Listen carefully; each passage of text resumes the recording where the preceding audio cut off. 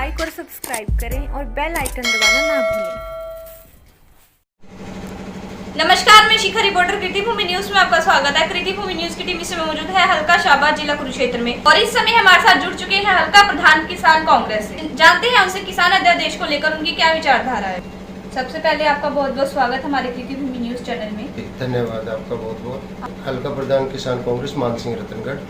देखिए, जो ये 3 किसान अध्यादेश आए हैं टोटली ही किसान के विरुद्ध जा रहे हैं, क्योंकि देखिए जो मंडियों का निर्माण सर छोटू राम ने जो कराया था, हरियाणा और पंजाब 2 ही स्टेट हिंदुस्तान में ऐसी है जहाँ पे मंडी है और किसान अपनी फसल को लाकर उचित दाम पे जो गवर्नमेंट के प्राइस होते हैं MSP पे यहाँ बिकती है। और जब ये 3 अध्यादेश आने से पहले ये नुकसान होगा कि जब ये मंडियाँ टूट जाएंगी, जैसा कि बिहार में 2006 में बिहार में ये लागू किया गया और बिहार में आज 1100 रुपये जो है धान बिक रहा है और जबकि MSP 1888 रुपये की बार है और वहाँ पे 1100 में बिक रहा है।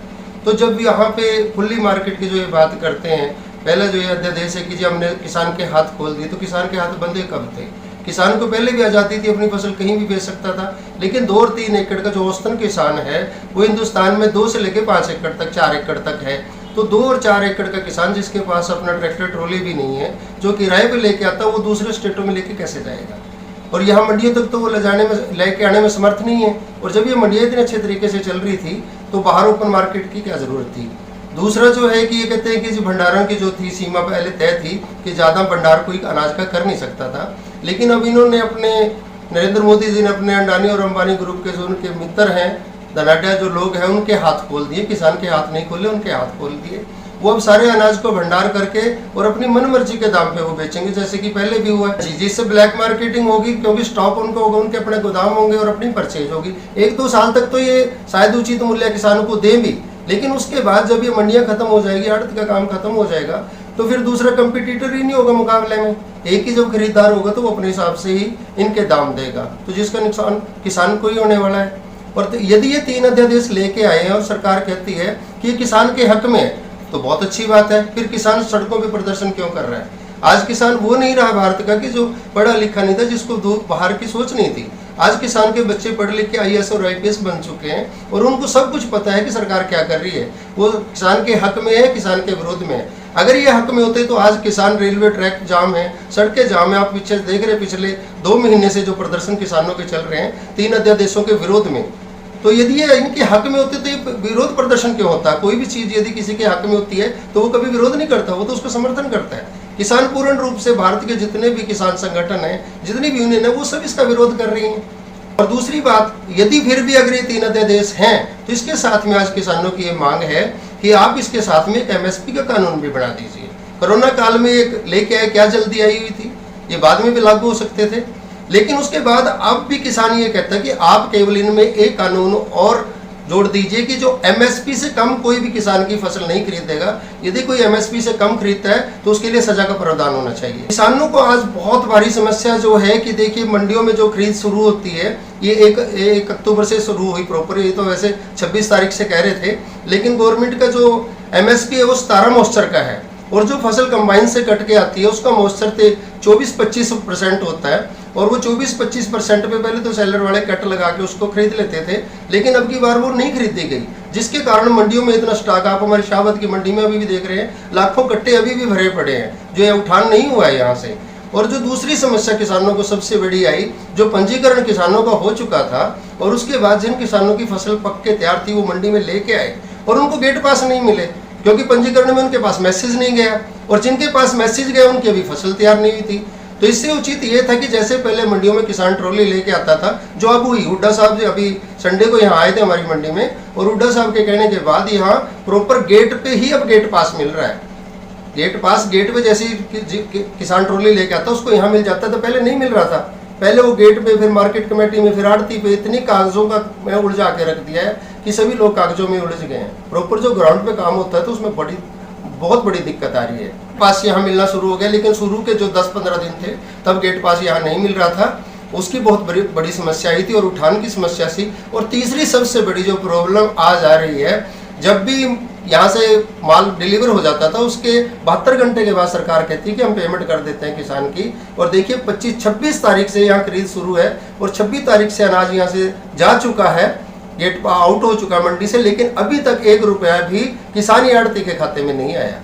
ये सरकार के झूठे जुमलों की तो वैसी ही सरकार है। आप देख ही रहे हैं पिछले 6 साल से देश में झूठ बोला जा रहा है, जुमले बोले जा रहे हैं। जो भी वादे ये करते हैं ग्राउंड पे वो कोई भी वादा पूरा नहीं करते, और जो ये काम करते हैं वो इन्होंने बोले नहीं होते। यानी कि ये साबित होता है कि जो ये बोलते हैं बीजेपी वाले वो ये करते नहीं, और जो ये करते हैं वो इन्होंने बोला नहीं होता। ये साबित हो गया है। और अभी तक मैं भी यहाँ मंडी में मैं आड़ती भी हूँ, और अभी तक ना तो किसी किसान के खाते में पेमेंट आई और ना ही किसी आड़ती के खाते में पेमेंट आई।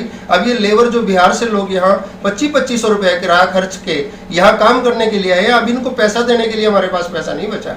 और उसके बाद किसान को भी हर ट्रॉली के साथ अपना वो 6 महीने इंतजार करता है कि मैं फसल लेके जाऊंगा तो कुछ पैसा अपने बच्चों के लिए, घर के लिए लेके आऊंगा। तो अब हम भी समर्थ नहीं है, जितना पैसा हमारे पास था हम सब बांट चुके हैं। 25 दिनों में कोई पेमेंट अभी तक नहीं आई है, जबकि लाखों कट्टों का यहाँ से उठान हो चुका है। 6 साल से पहले तो ये 3 अध्यादेश आए ही नहीं थे। अब अध्यादेश आएंगे जब सरकार कोई ऐसी पॉलिसी लेके आएगी, और उसका जो विरोध विपक्ष तो तभी करेगा ना जब कोई ऐसा मुद्दा, ऐसा कानून सरकार बनाएगी जो जनहित में नहीं होगा। ये 3 अध्यादेश अब सरकार लेके आई है और ये जनहित में नहीं है, इसलिए विपक्ष कांग्रेस पार्टी सड़क से लेकर संसद तक इनका विरोध कर रही है। और यदि ये कानून इन्होंने लागू ही रखना है तो कांग्रेस पार्टी भी यही कहती है कि साथ में आप MSP का भी एक चौथा कानून लेके आए, और उसका समर्थन करने के लिए कांग्रेस पार्टी भी तैयार है। देखिए, अनिल विज जी उम्र के उस दौर में चले गए हैं जबकि हमारे सारे देश में ये होता है कि जो भी IAS या IPS जो अधिकारी जो जॉब करते हैं उनको तो ये जबरदस्ती 50 साल के बाद रिटायर करा देते हैं। और अनिल विज जी उस उम्र के मुकाम में चले गए हैं कि उनको मुंबई में जो कंगना रनावत का छज्जा टूटता है उसके लिए तो वो अफसोस प्रकट करते हैं कि कंगना रनावत का छज्जा तोड़ दिया गया, क्योंकि वहाँ पे जो सरकार है वो कांग्रेस और जो वहाँ की दूसरी पार्टी है शिवसेना, उनके गठबंधन की सरकार है। वहां पे तो ये जाके विरोध करते हैं, और यहाँ पे जो पीपली में सरेआम लाठीचार्ज है। और 3 घंटे तक, मैं खुद भी उस दिन वहां प्रदर्शन में शामिल था, और 3 घंटे तक तपती हुई धूप में हम सड़क के ऊपर बैठे रहे, जबकि हम शांतिपूर्वक प्रदर्शन कर रहे थे। और उसके लिए हमने पहले कहा भी था कि पीपली अनाज मंडी में हम अपना प्रदर्शन करेंगे, तो वो पीपली अनाज मंडी के गेट को बंद करके सारी जगह बैरिकेड लगा के किसानों को क्यों रोका गया। और जबकि बीजेपी हर जगह अपना प्रदर्शन करती है, रैलियां करती है, तो उस समय कोरोना का कोई डर नहीं होता, उस समय सोशल डिस्टेंसिंग की कोई मायने नहीं रखते। इसी मंडी में माननीय हमारे उप मुख्यमंत्री दुष्यंत चौटाला जी आए थे, यहाँ पे रैली हुई थी, तो कोई सोशल डिस्टेंस नहीं था, कोई मास्क नहीं थे, कोई। तो जब इनकी अपनी रैलियां होती हैं, तो आज बड़ौदा में जो चुनाव हो रहा है वहाँ सभी पार्टियां जो सड़कों पर रैलियां प्रदर्शन कर रही है, तो वहां कोरोना नहीं लागू होता। तो अनिल विज जी जब यहाँ कह रहे हैं कि लाठीचार्ज ही नहीं हो, तो इससे बड़ी झूठ और क्या हो सकती है। जबकि आप सोशल मीडिया के जो आप ग्राउंड के रिपोर्टर हैं, हम तो धन्यवाद करते हैं आपका ग्राउंड पे काम करने वाले रिपोर्टरों का, क्योंकि इस देश के जो स्तंभ जो मेन चैनल हैं वो सारे के सारे चैनल आज बिक चुके हैं। वो सुशांत रिया उसके बारे में तो दिन रात प्रचार कर रहे हैं, प्रदर्शन कर रहे हैं, लेकिन सरकार की जो कुनीतियां हैं इनके बारे में वो कहीं भी कोई डिबेट नहीं करते, कोई बात नहीं करते। और आप ग्राउंड लेवल के जो पत्रकार हैं, आप पत्रकार भाइयों का दिल से हम धन्यवाद करते हैं, क्योंकि आप ही आज जनता की आवाज को उठाने का एकमात्र साधन। उस नारे को तो आप सब सामने देख रहे हैं। पहले जो एक सेंगर कांड हुआ था, सेंगर ने वो जो बेटी थी जिसके साथ बीजेपी के वो विधायक थे सेंगर, और उन्होंने उनके ऊपर उसका बलात्कार का जो था, और उसके बाद उस बेटी को रोड एक्सीडेंट में भी मरवा दिया गया, और तब कहीं जाके उससे इस्तीफे की मांग की गई और उसको 25 साल की शायद सजा हुई, जबकि ऐसे लोगों को फांसी की सजा होनी चाहिए। और उसके विपरीत दूसरा आपको अभी हाथरस में देखने को मिला, वहां पे पत्रकारों तक को नहीं जाने दिया। 2-2 दिन तक पत्रकार भी खेतों के रास्ते से इधर से उधर जाते रहे, जबकि पत्रकार ये चौथा स्तंभ है, इन पे कोई पाबंदी नहीं होनी चाहिए, क्योंकि तो जनता की आवाज को पहुंचाते हैं। और इनको जब आपको ही बैन कर दिया गया तो किसी पार्टी, और राहुल गांधी जी को भी देखा आपने कैसे धक्के मारे गए वहां, जबकि वो पीड़ित परिवार से मिलने जा रहे थे। पीड़ित परिवार से मिलने का सबका राइट बनता है, पत्रकारों का भी और विपक्षी पार्टियों का भी। तो ये तो एक तरह से लोकतंत्र की हत्या हो रही है। कोई भी आवाज उठाता है उसके खिलाफ केस बना दिए जाते हैं। अभी जैसे कि किसान यूनियन के भी जो हमारे गुरनाम सिंह जी हैं, उनके खिलाफ भी 302 के मुकदमे दर्ज किए गए हैं। अभी नारायणगढ़ में आपने देखा, जो सांसद नायब सैनी है वो एक ट्रैक्टर रैली निकाल रहे थे, और उसके ऊपर एक 75 साल के बुजुर्ग थे। 75 साल के बुजुर्ग को उन्होंने क्यों उसमें बुलाया, जबकि कोरोना का काल चल, और उन बुजुर्ग को पहले भी 2-3 बार अटैक हो चुका था, और उनको अटैक हुआ। आपके वीडियो में वो साफ दिखाई दे रहा है कि किसानों ने उनको थपथपाया, उनको संभाला, उनको पानी पिलाया, और नायब सैनी जी अपना वो बोल रहे हैं कि जी ये तो किसान के कांग्रेस के गुंडों ने, निर्मल सिंह के गुंडों ने, किसान यूनियन गुरनाम सिंह के गुंडों ने इसकी हत्या कर दी है। तो इससे बड़ा झूठ इस देश में क्या हो सकता है कि एक सांसद सरेआम कानून की धज्जियां उड़ा रहा है, उसके ऊपर कोई कार्रवाई ना करके किसान यूनियन और दूसरे लोगों के ऊपर जो शांतिपूर्वक प्रदर्शन करते हैं उनके ऊपर नाजायज केस बनाए जाते हैं। तो इससे ज्यादा लोकतंत्र की हत्या और क्या होगी।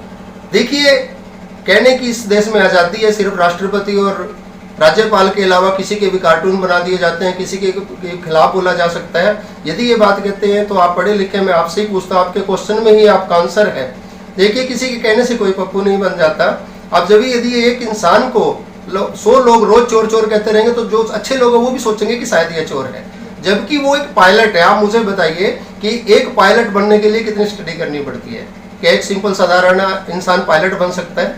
और जो अभी अभी पीछे एक खबर आई थी कि जो वर्ल्ड के 7 सबसे ज्यादा एजुकेटेड पॉलिटिशियन है, उनमें 7वें नंबर पे राहुल जी का नाम आता है। पूरी दुनिया में 7वें नंबर पे वो ऐसे पॉलिटिशियन है जो बहुत ज्यादा वेल एजुकेटेड हैं। तो 7वें नंबर पे जिस इंसान का दुनिया के नेताओं में नाम आता है, उसको यदि कुछ चंद लोग मूर्ख उपहास उड़ाते हैं, मजाक उड़ाते हैं, तो मेरे हिसाब से तो वो खुद ही मजाक के पात्र बनते हैं। और उसके विपरीत दूसरा, अभी तक देखिए कितना शोर शराबा हुआ। जो हमारी शिक्षा मंत्री थी, केंद्रीय शिक्षा मंत्री थी स्मृति ईरानी जी, उनकी जो थी 12वीं की डिग्री के लिए इतना हल्ला हुआ, वो नहीं मिली। उसके बाद मोदी जी की 10वीं की कभी दिखा रहे हैं, कभी BA की दिखा रहे हैं। और जबकि उनका एक इंटरव्यू मैंने खुद भी देखा था कि उसमें उन्होंने कहा था कि मैं 10वीं पास हूँ। आज उनकी BA और MA की भी डिग्रियां दिखा दी गई है। तो इससे साबित होता है कि पप्पू कौन है।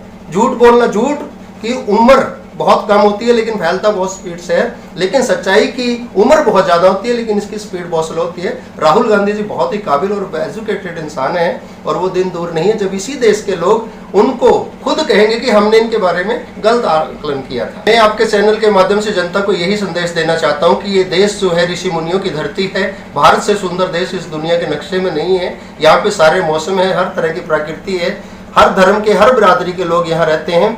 ये जो पॉलिटिशियन लोग होते हैं जो हमें धर्म के नाम पे, जाति के नाम पे विवाद पैदा करते हैं, लड़ाई झगड़े कराते हैं, हम सब ने मिलजुल के रहना है। 36 बिरादरी का ये देश है और 76 बिरादरी पहले भी मिलजुल के रहती है। यदि कोई भी पॉलिटिशियन किसी भी पार्टी का हो, यदि हमें डिवाइड करने की कोशिश करता है, हमें लड़ाने की कोशिश करता है, तो हमें उसका विरोध करना चाहिए, ना कि उसका साथ देना चाहिए। सब ने मिलजुल के रहना है, एक दूसरे का सहयोग करना है और देश को बुलंदियों पर लेके जाना है। यही मेरी गुजारिश है। बच्चे पढ़ें और जो बड़े हैं वो काम करें और जैसे जैसे देश की उन्नति में, तरक्की में सबका योगदान होना चाहिए। और आप जो पत्रकार बंधु हैं, आपको तो मैं और भी धन्यवाद करता हूं कि आप चौथा स्तंभ है। जहां किसी की आवाज़ दब जाती है तो उस आवाज़ को उठाने का आप काम करते हैं और आप भी निष्ठापूर्वक इसी तरह से जनता की आवाज़ को बुलंद करते रहें।